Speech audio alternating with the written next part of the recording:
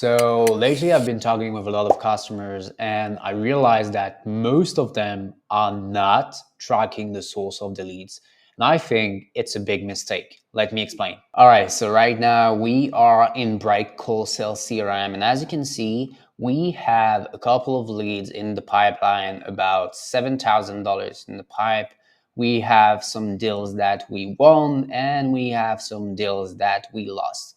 But the thing is, it doesn't really explain the insights about like the customer journey and what kind of leads are closing and what kind of leads are not. So I'm going to go to the analytics to understand that. And as you can see right now, I have three different types of pie charts. So the first one is deal one value by lead source. The second one is pipeline generated by lead source. And the final one is deal loss value by lead source. So if I look at the pipeline generated by lead source, I can see that I have like the majority is coming from LinkedIn with 6 leads.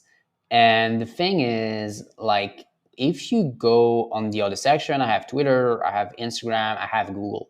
But then if I go to all the deals I lost, it's coming from LinkedIn. And if I see all the deals that I won, it's coming from cold calling and cold emailing, which means also that the leads are not staggering for a long amount of time there. They're just converting faster. Um, and so I know it's a very basic example. It's a minimalistic example. But my point here is that the leads who are probably generating you the most amount in dollars of pipeline are probably the ones who are not converting the most.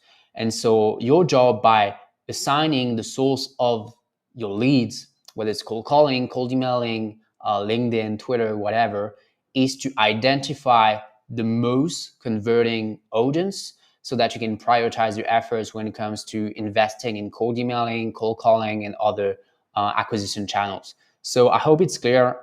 If you're not entirely sure how to attribute the source of your leads, essentially it's very simple. So if we go back to the template and we go to a dummy lead right there, so you see that right there, you have the source of the lead. You just click here and you assign the source.